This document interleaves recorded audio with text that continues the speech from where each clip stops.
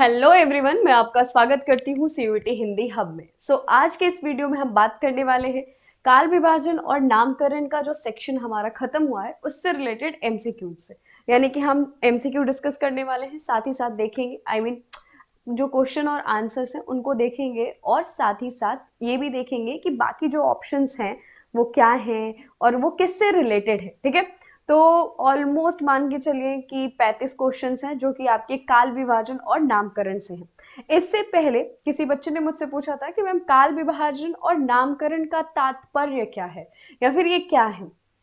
तो इसको ऐसे समझते हैं, फॉर एग्जाम्पल मान लीजिए हम अगर किसी भी एक जनरल फैमिली का ग्राफ लेते हैं, यानी कि अगर आपकी फैमिली का ग्राफ ले तो आपके दादाजी या फिर परदादाजी जो थे वो हो सकता है किसी कस्बे में रहा करते हो, किसी गांव में रहा करते हो। फिर जैसे जैसे वक्त बीता वैसे वैसे क्या हुआ, हो सकता है आपके दादाजी ने कहीं और जमीन ले ली, फिर उन्होंने वहां घर बनाया। फिर धीरे धीरे आगे बढ़ते जाएंगे जब हम, तो हमें रियलाइज होगा कि प्रोग्रेस की तरफ हमारी फैमिली ग्राफ जो है वो बढ़ी है, यानी कि हम बहुत दूर से लेकर यहाँ तक पहुंचे। इसके दौरान बहुत सारी चीजें हुई, यानी हो सकता है कि पहले हमने सेल फोन के बारे में देखा, फिर टेलीविजन के बारे में देखा, या फिर कुछ ऐसी फैमिलीज हो सकती है जिसने पहले टेलीविजन देखा एंड देन सेल फोन तक पहुंचे। तो ये जो पूरा प्रोग्रेस की यात्रा रही है आपकी या फिर किसी भी एक नॉर्मल फैमिली की, अगर वो कहेंगे तो हम क्या कैसे डिवाइड करेंगे। हम कहेंगे कि हाँ, एक ये जमाना था जब हमने ये देखा, फिर हमने ये देखा, फिर हमने ये देखा। तो हमने क्या किया,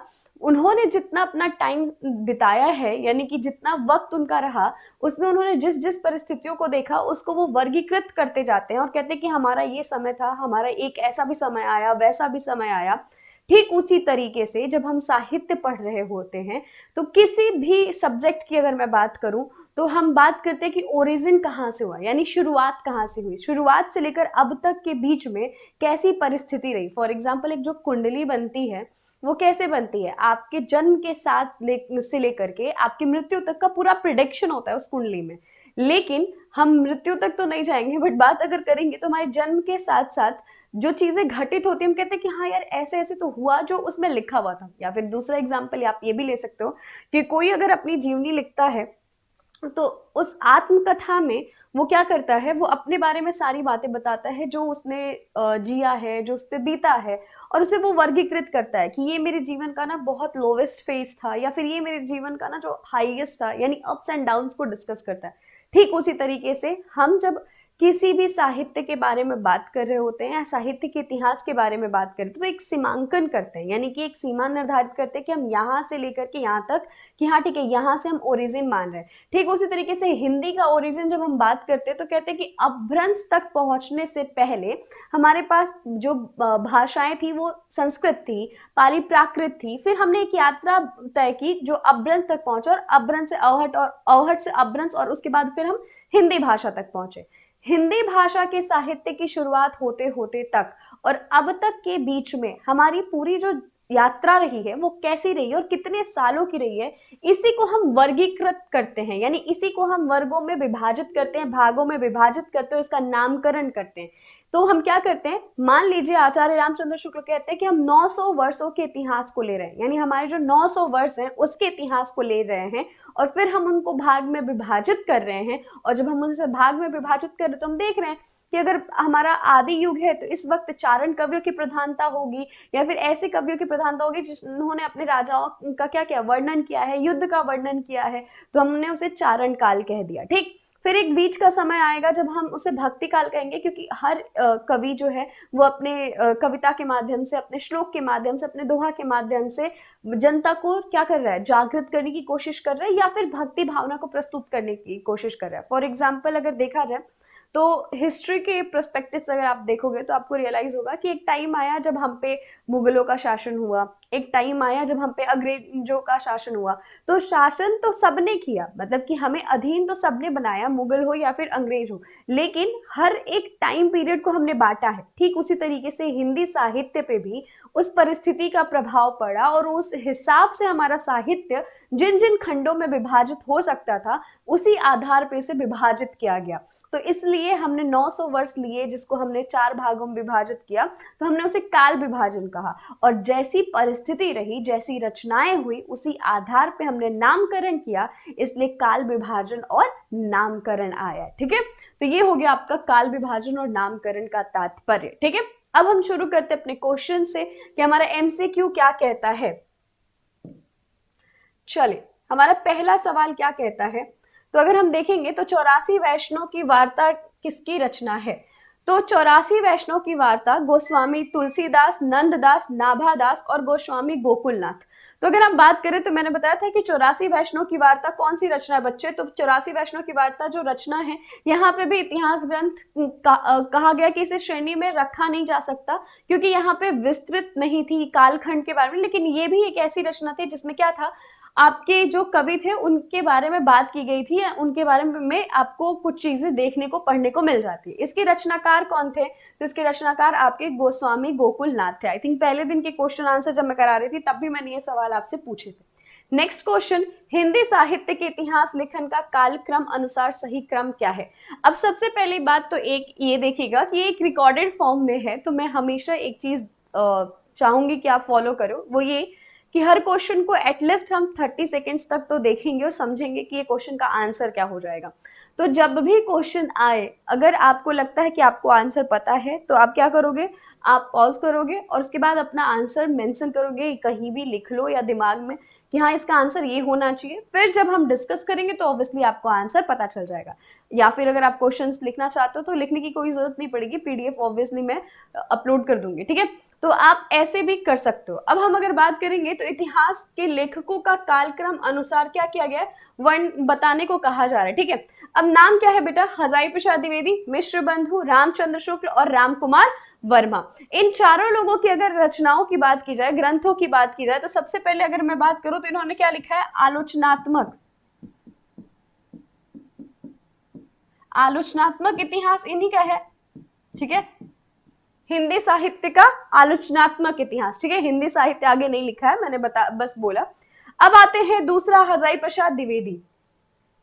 तो आदिकाल की भूमिका इन्होंने ही लिखी है। ठीक है, अगर हम बात करें तो आदिकाल की भूमिका 1940 की है। उसी पर्सपेक्टिव से लेके चलेंगे कि हमारा यहाँ पे काल विभाजन ही तो कालक्रम ही तो देखना है। ठीक है, अगर हम बात करेंगे तो आदिकाल की भूमिका। ठीक, अब हम बात करते हैं,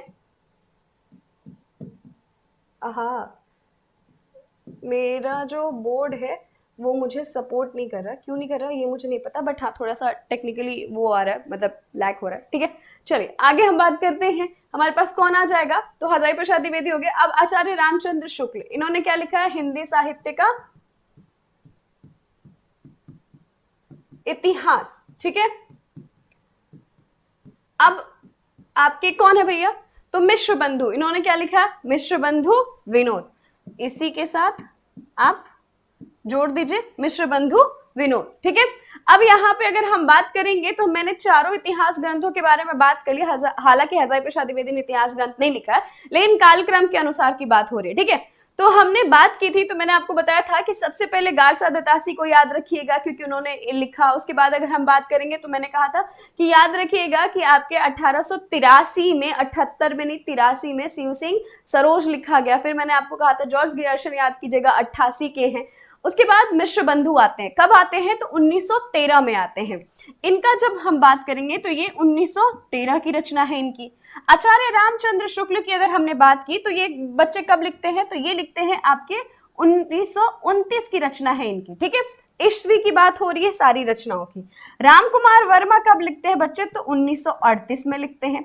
और अगर हम हजारी प्रसाद द्विवेदी जी की बात करें तो 1940 की रचना है। अब सीक्वेंस आपको दिख रहा होगा कि क्या सही होना चाहिए, तो इसका सही आंसर क्या हो जाएगा, आपका ऑप्शन डी हो जाएगा। ठीक है, पहले मिश्र बंधु आएंगे, फिर आपके आचार्य रामचंद्र शुक्ल, फिर राम कुमार वर्मा और फिर हजारी प्रसाद द्विवेदी। आप सीक्वेंस ऐसे भी याद रख सकते हो, Garcin de Tassy, Shiv Singh Saroj, George Grierson, Mishra बंधु,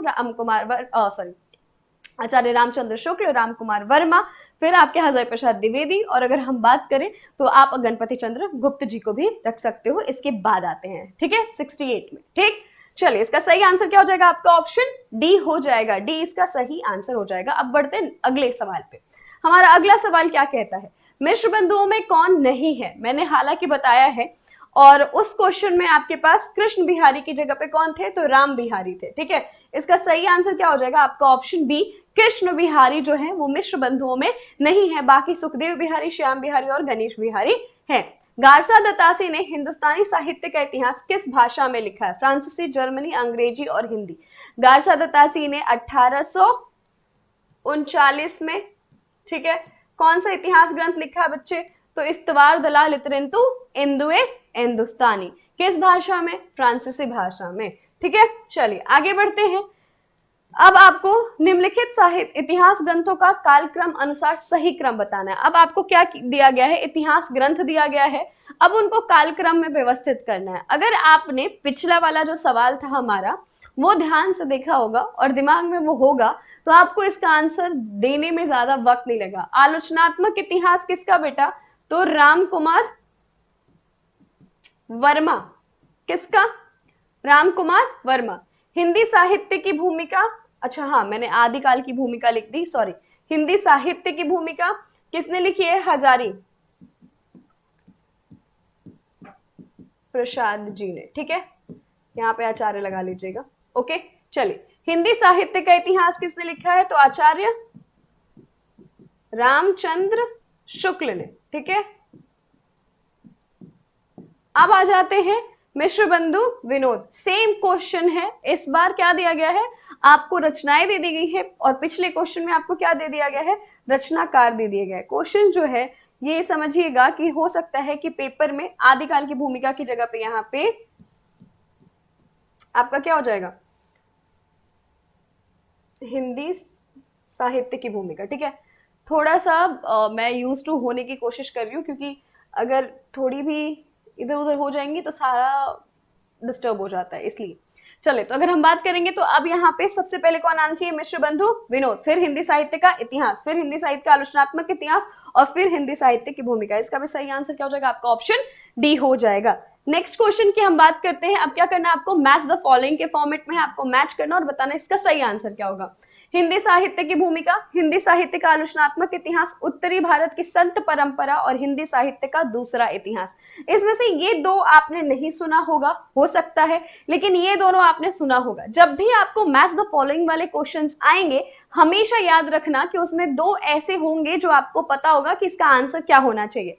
तो अगर हम बात करेंगे तो हिंदी साहित्य की भूमिका किसने लिखी है? हजारी प्रसाद द्विवेदी ने। और आई थिंक अब आप नहीं भूलोगे, क्योंकि मैं बार बार पीछे जाके उसे इरेज नहीं कर पाऊंगी, तो ये आप याद रखिएगा। हिंदी साहित्य की भूमिका हजारी प्रसाद द्विवेदी जी की है। ठीक है, हिंदी साहित्य का आलोचनात्मक इतिहास किसने लिखा बच्चे? तो राम कुमार वर्मा ने। अब देखो पहले ऑप्शन से क्या आपको अपना ऑप्शन दिख रहा है? यानी अगर मैं बात करूं हिंदी साहित्य की भूमिका का क्या हो जाए? बी। अब देखो बी से है तो ऑब्वियसली आपका ऑप्शन बी ही सही आंसर बन रहा है। ठीक है, अब बात करेंगे तो उत्तर भारत की संत परंपरा किसने लिखा है? तो परशुराम चतुर्वेदी जी ने लिखा है। और अगर हम बात करेंगे हिंदी साहित्य का दूसरा इतिहास, तो वो आपके बच्चन सिंह जी ने लिखा है। ठीक है, चलिए इसका सही आंसर आपका जो है ऑप्शन बी हो जाएगा। ओके, ये रब करने वाला यहाँ पे इजी है तो इसलिए हो पाया। आगे, शिव सिंह सरोज का प्रकाशन कब हुआ था? 1862, 1870, 1883 और 1888। ठीक है, मैं बार बार बोल रही हूँ, वर्ष याद रखिएगा। वर्ष के बारे में जब हम बात करते हैं तो हमेशा ये ध्यान में रखिएगा कि कौन पहले है, किसकी जो रचना है वो पहले हुई है, उनका वर्ष क्या है, ये सही चीजें बहुत क्लियर रखिएगा। तो यहाँ पे अगर हम बात करेंगे तो 1883 की बात हो रही है। ठीक है, 88 में किसकी हुई है ये आप मुझे कमेंट सेक्शन में बताएंगे कि 1888 में किसकी रचना है। नेक्स्ट क्वेश्चन आपसे पूछा गया है, हिंदी में साहित्य इतिहास लेखन की सर्वाधिक लोकप्रिय पद्धति कौन सी रही है? वर्णानुक्रम, विधेयवादी, वैज्ञानिक और कालानुक्रम। वर्णानुक्रम का मतलब है वर्ण के अनुसार, यानी कि अगर हम बात करें तो आपके सेनापति और सूरदास एक साथ आ जाएंगे। अगर हम बात करें वैज्ञानिक पद्धति, तो जहां पे क्या किया जाता है, तर्क को ज्यादा ध्यान में रखा जाता है और तर्क दे करके हम तथ्यों को इकट्ठा कर रहे होते हैं। कालानुक्रम पद्धति यानी कि काल क्रम के अनुसार हम रखते हैं, जन्म काल के अनुसार कि वो अवतरित कब हुए, फिर उसी अनुसार हम उनकी रचनाओं को भी रख देते हैं। अब आते हैं विधेयवादी पद्धति, जिसमें हम वातावरण की बात करते हैं, यानी युगीन परिस्थितियों की बात करते हैं, हम सामाजिक परिस्थितियों को देखते हैं और उसी आधार पे हम अपनी रचना करते हैं। ठीक है, तो इसका सही आंसर क्या हो जाएगा, आपका ऑप्शन बी हो जाएगा, विधेयवादी पद्धति। इसे सबसे ज्यादा सटीक माना गया है और इसके माध्यम से जो किया गया इतिहास ग्रंथ, जो रचित इतिहास ग्रंथ है, उसे ही हम सर्वोपरि मानते हैं, या फिर ये कह सकते हैं कि जिसे कहा जाता है कि ये सटीक है। ये किसने यूज किया है इस पद्धति का, तो वो आपके आचार्य रामचंद्र शुक्ल है। ठीक है, चलिए आगे बढ़ते हैं। अगला सवाल, किसी भी साहित्य के इतिहास को समझने के लिए उससे संबंधित जातीय परंपराओं, राष्ट्रीय और सामाजिक वातावरण एवं सामयिक परिस्थितियों का अध्ययन विश्लेषण आवश्यक है। यह कथन किस पद्धति के संदर्भ में कहा गया है, विधेयवादी, कालानुक्रम, वर्णानुक्रम और वैज्ञानिक। तो यहाँ पे क्या कहा गया, किसी भी साहित्य के इतिहास को समझने के लिए उससे संबंधित जातीय परंपराओं, राष्ट्रीय और सामाजिक वातावरण एवं सामयिक परिस्थितियां। अगर हम बात करें तो समय की परिस्थितियों की बात करा जा रहा है, वातावरण की बात करी जा रही है, जातीय जो हमारी परंपराएं होती है उनकी, यानी कि समाज को ध्यान में रख करके जिस पद्धति का इस्तेमाल किया जाता है वो कौन सा है बेटा, तो आपके विधेयवादी पद्धति है, जिसपे हम लोग हमेशा बात करते हैं कि आपके आचार्य रामचंद्र शुक्ल ने कहा है कि जनता के चित्रवृत्तियों का। ठीक है, आचार्य रामचंद्र शुक्ल ने अपने पूर्ववर्ती साहित्य इतिहास ग्रंथ के लिए निम्नलिखित में से किसको वो जो है वो किस किस विशेषण से सुशोभित कर चुके हैं। यानी कि जैसे हमने बात किया था कि आपके मिश्र बंधु विनोद ने लगभग 5000 कवियों को क्या किया है, उनका उल्लेख किया है, उनके बारे में लिखा है। ठीक है, तो वो क्या कहते हैं, प्रकांड, वो बृहत संग्रह कह देते हैं उसे। तो ठीक उसी तरीके से उन्होंने Shiv Singh Saroj, modern vernacular literature of northern Hindustan, और मिश्र बंधु विनोद जो है विनोद, इन लोगों को कोई कोई नाम दिया है। तो प्रकांड ऑब्वियसली दिया है। ठीक है, अगर हम बात करेंगे तो ये जो वृत्त संग्रह है ना बेटा, वो यहां से यहां आ गया है। ठीक, तो इसको याद रखिएगा, वृत्त संग्रह कहा है, और ये तीनों जो है उन्होंने कहा है, ये सही है। तो इसका सही आंसर क्या हो जाएगा, आपका ऑप्शन डी हो जाएगा, पहला, दूसरा और तीसरा। शिव सिंह सरोज को कवि वृत्त संग्रह, modern vernacular literature of Hindustan को उन्होंने क्या कहा है, बड़ा वृत्त संग्रह, और मिश्र बंधु विनोद को कहा है प्रकांड कवि वृत्त संग्रह। ठीक है, यानी कि जैसे जैसे कवियों की संख्या बढ़ती गई है वैसे वैसे उन्होंने एक विशेषण जोड़ दिया है। ओके, चलिए आगे बढ़ते हैं। इतिहास के प्रति भारतीय दृष्टिकोण किस प्रकार का रहा है, आदर्श मूलक, अध्यात्मवादी, वस्तुपरक, तथ्यपरक और सत्यवादी। देखो सत्यवादी का क्या कॉन्सेप्ट है कि हम ऐसा तो है नहीं कि हम जब इतिहास ग्रंथ लिख रहे हैं तो उसमें सिर्फ और सिर्फ सत्यों और तथ्यों की बात हुई होगी, ऑब्वियसली नहीं। जब हम इतिहास ग्रंथ लिख रहे हैं या फिर हम किसी की, मान लीजिए किसी की विशेषता के बारे में हम बात कर रहे होते हैं, तो हम बहुत सारे शब्दों के साथ उसे सुशोभित कर रहे होते हैं, यानी बहुत सारे शब्दों का इस्तेमाल कर रहे होते हैं। तो साहित्य में सत्य और तथ्य दोनों तोड़े और मोड़े जा सकते हैं अपने अनुसार। अगर हम बात करें जैसे कि व्याकरण कोटि जब हम पढ़ते हैं, यानी व्याकरणिक चीजों में जब हम जाएंगे, तो जब हम कविता का निर्माण कर रहे हो या फिर जब हम मान लीजिए किसी कहानी का निर्माण कर रहे हो, तो हो सकता है कि हमारे सत्य और तथ्य दोनों ही वहां पे इस्तेमाल ना किया जाए। यानी कि व्याकरणिक दृष्टिकोण से अगर देखा जाए तो हो सकता है कि आपका काव्य जो है वो शुद्ध ना हो, लेकिन अगर हम साहित्यिक दृष्टिकोण से देखें तो वो शुद्ध हो सकता है, उसकी शुद्धि में कोई भी सवाल नहीं उठाए जाएंगे। तो इसीलिए यहाँ पे अगर देखा जाए तो इतिहास के प्रति भारतीय दृष्टिकोण जो रहा है हमारा, वो आदर्श मूलक और अध्यात्मवादी। आदर्श यानी कि अगर आप गोदान पढ़ोगे, प्रेमचंद्र जी की उपन्यासों को अगर आप देखोगे, तो एक आदर्श जीवन स्थापित करने की बहुत ही कोशिश करी है उन्होंने। आदर्शवादी और यथार्थवादी के मध्य उनका एक संघर्ष है। आदर्शवादी का मतलब होता है कि एक, जैसे हम कहते हैं ना कि एक ऐसा समाज होना चाहिए, एक ऐसी हमारी प्रवृत्ति होनी चाहिए, एक ऐसी मानसिकता होनी चाहिए। तो हम क्या लेके चल रहे हैं, अपने मन में एक आदर्श वादी मनोवृत्ति लेके चल रहे हैं कि हाँ हमें ऐसा चाहिए, तो वो क्या हो गया, आदर्श। तो आदर्श समाज का निर्माण। ठीक है, और यहाँ पे अगर हम बात करें अध्यात्मवादी, यानी कि हमारा कनेक्शन क्या है, अध्यात्म से है, इस इहलोक से परलोक तक का हमारा क्या है, कनेक्शन है। तो हमारा जो दृष्टिकोण है साहित्य को देखने का, ये यही रहा है, आदर्श मूलक और अध्यात्मवादी। ठीक है, चलिए हिंदी साहित्य की भूमिका के लेखक कौन है भाई साहब, इसका सही आंसर आपका ऑप्शन बी होगा, हजाई प्रसाद द्विवेदी। ठीक है, एक जगह वो जो हुआ है गलत हुआ है, उस गलती को गलत ना कहने के लिए बहुत सारे ऐसे सवाल है जहां पे ये सवाल का जवाब आपको मिल गया, ठीक है। हिंदी साहित्य के इतिहास लेखन की परंपरा का सूत्रपात किसने किया है? आपके आचार्य रामचंद्र शुक्ल, गार्षा दत्तासी, जॉर्ज गियर्सन, शिव सिंह सेंगर। हम सबको पता है शुरुआत किसने की है, आपकी गार्षा दत्तासी ने। कब किया है? 1839 में, ठीक है। चलिए आगे बढ़ते हैं। नेक्स्ट, आचार्य रामचंद्र शुक्ल के इतिहास ग्रंथ का नाम क्या है? आचार्य रामचंद्र शुक्ल ने 1929 में आपका हिंदी साहित्य का इतिहास क्या किया है, लिखा है। तो इसका सही आंसर क्या हो जाएगा? आपका ऑप्शन ए हो जाएगा, ठीक है। चलिए आगे बढ़ते हैं। नेक्स्ट क्वेश्चन हमारा क्या कहता है, इनमें से असत्य कथन कौन सा है? शुक्ल जी का इतिहास ग्रंथ 1929 में प्रकाशित हुआ, बात सही है। गार्षा दत्तासी हिंदी साहित्य के इतिहास के प्रथम लेखक है, बात बिल्कुल सही है। शिव सिंह सरोज में लगभग 1000 कवियों का विवरण है, बात बिल्कुल सही है।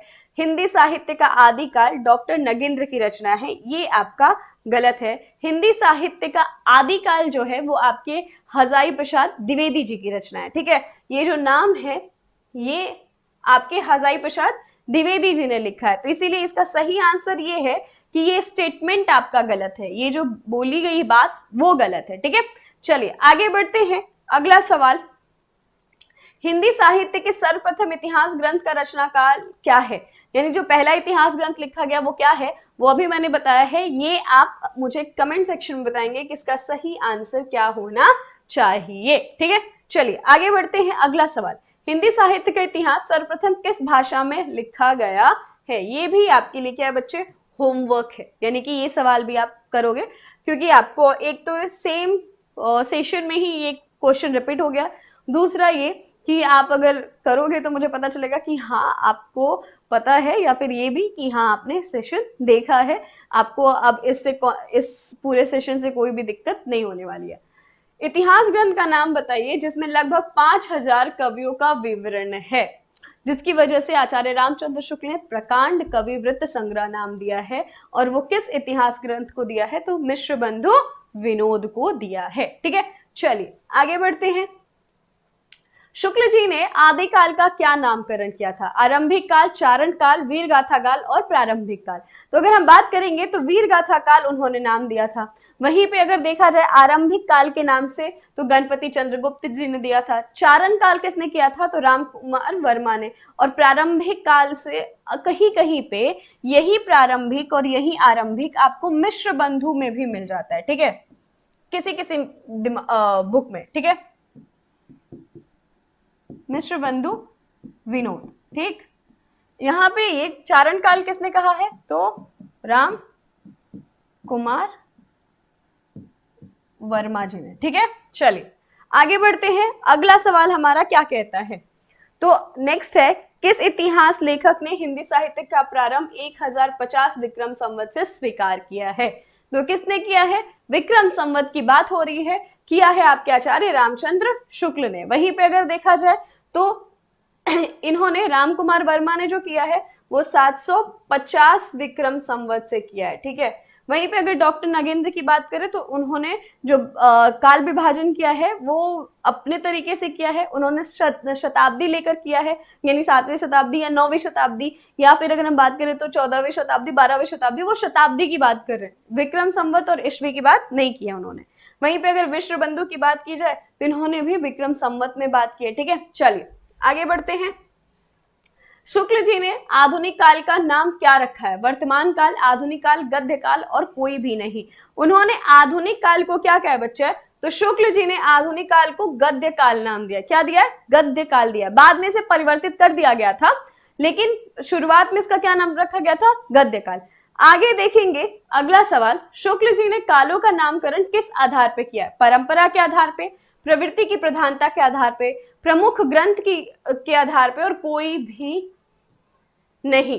तो एक बात बताते हैं, शुक्ल जी ने परंपरा के आधार पे किया है, ऐसा नहीं था। अगर हम बात करें तो प्रवृत्तियों के आधार पे वो करते हैं, क्योंकि उनका पहला ही स्टेटमेंट जो हम लोग सबसे ज्यादा पढ़ते आए हैं वो यही है कि जनता की चित्रवृत्तियां और प्रवृत्तियां, यानी कि आपके मन में जो चीजें चल रही हैं वही समाज में आपको दिखेगा, वही आपको आपके जो साहित्य उसमें भी दिखेगा। तो उन्होंने क्या किया है, प्रवृत्तियों की प्रधानता के आधार पे, यानी कि आपके काव्य की जो प्रवृत्तियां रही हैं उस आधार पर उन्होंने नामकरण किया है। फॉर एग्जाम्पल, अगर इतिहास वीरता प्रधान रही है तो वीरगाथा काल रखा उन्होंने, अगर हम बात करेंगे तो भक्ति प्रधान रही है तो भक्ति काल रखा है। ठीक है, आदिकाल को चारण काल किसने कहा है, आदिकाल को चारण काल किसने कहा है?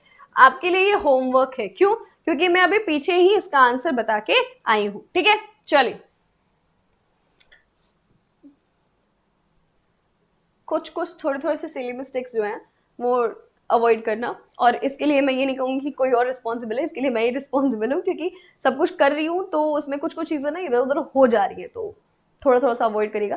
धीरे धीरे मैं इंप्रूव कर जाऊंगी तो ऑब्वियसली फिर वापस से ये सारे मिस्टेक्स नहीं होंगे। ठीक है, डॉक्टर रामकुमार वर्मा के काल विभाजन में हिंदी साहित्य का प्रारंभ कब से माना जाता है? अभी जस्ट आंसर किया है मैंने, तो इसीलिए ये वाला से आपका क्या होगा, होमवर्क होगा। ये आप मुझे कमेंट सेक्शन में बताओगे। जितने भी क्वेश्चंस मैंने होमवर्क दिए ना, वो ऐसा नहीं है कि इसको आपको करना है और आपको पता ही नहीं है, बस ऐसे ही छोड़ दिया गया। ये वो क्वेश्चन है या तो दूसरे फॉर्मेट में आपसे इस सेम सेशन में पूछा गया है, या फिर इसका आंसर मैंने पीछे बताया हुआ है, इसीलिए इन सारे क्वेश्चन का आंसर नहीं बताया जा रहा है। अगला क्वेश्चन, डॉक्टर गणपति चंद्र गुप्त आधुनिक काल का प्रारंभ कब से मानते हैं? 1800 ईस्वी से, 1857 ईस्वी से, 1900 ईस्वी से और 1750 से। तो उन्होंने 1857 ईस्वी से जो है आदिकाल का आरंभ माना है। हिंदी साहित्य के इतिहास लेखन में कालक्रम अनुसार कवियों का वर्गीकरण सर्वप्रथम किसने किया था? हिंदी साहित्य के इतिहास लेखन में कालक्रम के अनुसार, अगर आपने पहले दिन की लेक्चर को ध्यान से देखा होगा तो जब हम लेखन पद्धति डिस्कस कर रहे थे तो वर्णानुक्रम या फिर कालानुक्रम या फिर विधेयवादी पद्धति, इन सब का जब हम जिक्र कर रहे थे तो साथ ही साथ ये भी बता दें गए कि किसने इसका प्रयोग किया है। तो अगर हम बात करेंगे तो कालक्रम अनुसार जिन्होंने सर्वप्रथम किया है वो आपके जॉर्ज गियर्सन थे। कौन था? George Gierson. आपका ऑप्शन ए हो जाएगा। नेक्स्ट, इसमें से आदिकाल के अंतिम चरण के सुप्रसिद्ध कवि कौन थे? हालांकि आदिकाल हमें पढ़ना है और मैं चाहती हूं कि इसका आंसर आप दें। हालांकि जब आप नहीं देंगे तो जब हमारा नेक्स्ट सेशन होगा, उस नेक्स्ट सेशन में हम आदिकाल को ही डिस्कस करने वाले, तो हम बात करेंगे। लेकिन फिर भी आई थिंक कि आप जो है इस सेशन में देखें, यानी कि इसका आंसर आप खुद से देखें। अगर आप कमेंट सेक्शन में कर सकते हैं तो करें, फिर हम आगे वाले सेशन में इस बारे में बात करेंगे। नेक्स्ट क्वेश्चन हमारा, प्रत्येक देश का साहित्य वहां की जनता की चित्रवृत्तियों का संचित प्रतिबिंब होता है। जनता की चित्रवृत्तियों में परिवर्तन के साथ साथ साहित्य के स्वरूप में भी परिवर्तन होता चलता है। ये आपका क्या है? स्थापना है, यानी कि ये आपके पास एक असर्शन है, ये बात आपको बताई जा रही है और उसके लिए आपके पास एक तर्क दिया गया है। यानी इस बात के लिए आपके पास एक तर्क दिया गया है। जो हमारे सवाल आते हैं ना असर्शन और रीजनिंग वाले, यानी कि अगर हम बात करेंगे स्थापना और तर्क वाले, ठीक है, तो यहाँ पे एक आपको तर्क दिया गया है कि साहित्य के इतिहास का अध्ययन युगीन परिस्थितियों के संदर्भ में किया जाना चाहिए। परिस्थितियां बदलने पर भी साहित्य का स्वरूप प्रायः नहीं बदलता है। अब यहाँ पे कहा जा रहा है साहित्य के इतिहास का अध्ययन परिस्थितियों के संदर्भ में किया जाना चाहिए। ये एक स्टेटमेंट है आपके पास। पहली बात कही जा रही है कि प्रत्येक देश की जो चित्रवृत्तियां होती हैं वो क्या होते हैं? प्रत्येक देश की जनता की चित्रवृत्तियां क्या होती हैं? आपके बिंब होती है, साहित्य का प्रतिबिंब होता है। यानी कि वहां पे अगर हम देखें तो साहित्य में जो कुछ भी लिखा जा रहा है वो वहां की जनता जो सोच रही है, विचार कर रही है, फिर जैसी हमारी वातावरण स्थिति रही उस हिसाब से चल रहा है। ठीक उसी तरीके से उसी को डिफाइन करते हुए बात कही गई है कि साहित्य के इतिहास का अध्ययन युगीन परिस्थितियों के संदर्भ में किया जाना चाहिए। यानी कि जब भी हम साहित्य के इतिहास को पढ़ते हैं तो हमारी जो युगीन परिस्थितियां होती हैं, यानी युग के जो परंपराएं होती हैं उसी के अनुसार होनी चाहिए। ठीक है, यानी उसी के अनुसार वो होगा, तभी जाकर के हम क्या कर पाएंगे, एक सही तरीके से इतिहास ग्रंथ की रचना कर पाएंगे। ठीक है, अब आगे लिखा जा रहा है कि परिस्थितियां बदलने पर भी साहित्य का स्वरूप प्रायः नहीं बदलता है। यानी अगर परिस्थितियां भी बदल जाएं तो आपके साहित्य का स्वरूप नहीं बदलेगा। तो देखो, अगर हम बात करें ये स्टेटमेंट तो आप स्थापना आपकी सही थी, उसके संदर्भ में ये जो बात कही गई है, पहली लाइन आपकी तो सही कही गई है कि अगर हमारी साहित्य को अगर पढ़ना है तो हमें परिस्थितियों को भी क्या करना पड़ेगा, उसी के संदर्भ में देखना चाहिए, तभी हम अपने साहित्य को समझ पाएंगे। या फिर अगर हम बात करें तो साहित्य की रचना भी उसी संदर्भ में हो सकती है। लेकिन जो दूसरी पंक्ति लिखी गई है, परिस्थितियां बदलने पर भी साहित्य का स्वरूप प्राय नहीं बदलता, ये गलत है। क्यों? क्योंकि साहित्य जो है वो आपके परिस्थितियों पर ही आधारित होता है। जैसे जैसे परिस्थितियां बदलेंगी वैसे वैसे आपका साहित्य बदलेगा। जिस तरीके से हमारी भाषा क्लिष्ट थी, आचार्य रामचंद्र शुक्ल ने जिस भाषा का प्रयोग किया, या फिर पहले जब हिंदी भाषा का प्रयोग किया जाता था और आज जो हिंदी भाषा का प्रयोग किया जा रहा है, दोनों में बहुत अंतर है। क्यों? क्योंकि क्लिष्ट वो क्या कहते हैं, कठिनता की तरफ से लेकर के सरलता की तरफ आई है हमारी भाषा। ठीक उसी तरीके से हर एक चीज परिवर्तनशील है और उसे हम क्या करेंगे, एक्सेप्ट, हमारा समाज या फिर अगर हम बात करें तो हम उसे एक्सेप्ट तब कर पाएंगे जब वो परिवर्तनशील हो। रिजिड हो जाएगा तो हम उसे स्वीकार नहीं कर पाएंगे, जड़ हो जाएगा तो हम उसे नहीं स्वीकार कर पाएंगे। ठीक उसी तरीके से हमारी परिस्थितियां बदले तो साहित्य भी बदलनी चाहिए। तो हमारा पहला स्टेटमेंट सही है और दूसरा आंशिक सही है, क्योंकि एक लाइन आपका सही है, दूसरा आपका गलत है। ठीक है, अगला हमारा क्या कहता है, आचार्य रामचंद्र शुक्ल का इतिहास सन 1929 ईस्वी में लिखा जाने के कारण वर्तमान संदर्भों में अधूरा प्रतीत होता है, फिर भी वह उपलब्ध इतिहास ग्रंथों में अद्वितीय है। बात बिल्कुल सही है कि 1929 में लिखा गया था, फिर भी हम अधूरा इसलिए मान सकते हैं क्योंकि उन्होंने आधुनिक काल में जब का वर्णन किया तो कहा कि आने वाले वक्त की भी बात की, अब तक, यानी कि अब तक की बात कर सकते हैं हम अगर उस इतिहास ग्रंथ को ध्यान में रखा जाए। तो रचना की गई है 1929 में, बाकी सारा समय सीमा तो रह गया ना, तो हम मान सकते हैं ये बात सही है। ठीक है, नए शोधों से प्राप्त निष्कर्षों का उसमें समावेश नहीं हो सका है, तथापि साहित्य के इतिहास दर्शन की आधारभूमि उसमें अवश्य तैयार कर दी है। कहा जा रहा है कि जो नए नए परिवर्तन है उसको उसमें नहीं शामिल किया गया, और बात बिल्कुल सही है कि जो आए चेंजेस वो हमने उसमें नहीं इंक्लूड किया, लेकिन उन्होंने एक बेस दे दिया है, एक आधार दे दिया, आधार भूमि दे दी कि अब आप जितनी रचनाएं करना चाहते हो आगे के लिए आप हमारे बुक का कॉन्टेक्स्ट ले सकते हो। बात का जो चीजें हैं, बाद की जो आप पॉइंट्स ऐड करना चाहते हो वो आप खुद से लेकर के और आराम से ऐड कर सकते हो, यानी कि आपने जो भी शोध किया है, आपको शोध में जो भी मिला है वो उसमें ऐड ऑन किया जा सकता है। तो यहाँ पे दोनों के दोनों स्टेटमेंट क्या है बच्चे, आपके सही है। ऑप्शन डी इसका सही आंसर हो जाएगा। नेक्स्ट क्वेश्चन, निम्न इतिहास ग्रंथों को उनके प्रकाशन वर्ष के आरोही क्रम में आपको क्या करना है, अरेंज करना है। और अगर हम बात करें तो यहाँ पे थोड़ा सा चेंज है, आचार्य रामचंद्र शुक्ल का इतिहास ग्रंथ है, यहाँ पे 29 की बात हो जाएगी। मिश्र बंधु विनोद है यहाँ पे, तो आपका क्या हो जाएगा, 13 की बात हो जाएगी। हिंदी साहित्य की भूमिका की बात हो रही है, और आपके कौन है यहाँ पे, वैज्ञानिक इतिहास, जो कि आपके गणपति चंद्र गुप्त जी ने लिखा है। जब हमने बात की थी कब लिखा है, 68 में। वहीं पे हिंदी साहित्य की भूमिका की बात की जाए तो आपके 40 की है। तो अगर हम इन सबको अरेंज करेंगे तो सबसे पहले कौन आएगा, तो आपके मिश्र बंधु विनोद आएंगे। ठीक है, कौन आएगा, मिश्र बंधु विनोद। ठीक, फिर आपके कौन आएंगे, हिंदी साहित्य के इतिहास आचार्य रामचंद्र शुक्ल। हिंदी साहित्य की भूमिका आएगी कौन, हजारी प्रसाद द्विवेदी। और फिर कौन आएगा, हिंदी साहित्य का वैज्ञानिक इतिहास किसने लिखा है, गणपति चंद्र गुप्त जी ने। तो इसका सही आंसर क्या हो जाएगा, आपका ऑप्शन सी हो जाएगा। सी इसका क्या हो जाएगा, सही आंसर हो जाएगा। नेक्स्ट क्वेश्चन हमारा क्या कहता है, मैच करना है आपको वीरगाथा काल, आदिकाल, चारण काल, सिद्ध सामंत युग और राहुल संकीर्तन, आचार्य रामचंद्र शुक्ल, आचार्य हजारी प्रसाद द्विवेदी और राम कुमार वर्मा, यानी कि किसने कौन सा नाम दिया। सबसे पहले वीरगाथा काल किसने कहा बेटा, रामचंद्र शुक्ल ने। अब देखो दूसरा कहाँ ऑप्शन है, तो सिर्फ और सिर्फ ऑप्शन बी में दिख रहा है, ऐसे भी डायरेक्ट आंसर कर सकते हो।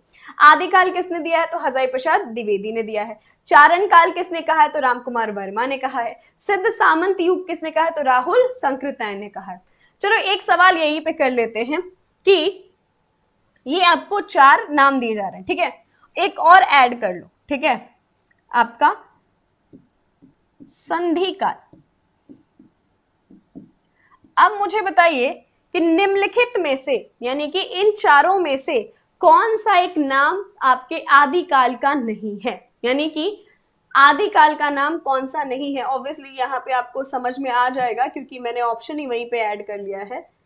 और अगर आपको ये समझ में आ जाए कि इतनी मशक्कत कर रही हूं मैं इस बोर्ड के साथ, खैर आपको ये जब समझ में आ ही गया होगा कि इसका आंसर क्या हो जाएगा, तो मुझे ये बताइएगा कि संधि काल को हम आदिकाल का नाम क्यों नहीं मान रहे हैं, या फिर आदिकाल का नामकरण क्यों नहीं किया गया। ठीक है, चलिए नेक्स्ट क्वेश्चन हमारा, साहित्य के इतिहास की व्याख्या तदयुगीन चेतना के आधार पर की जानी चाहिए।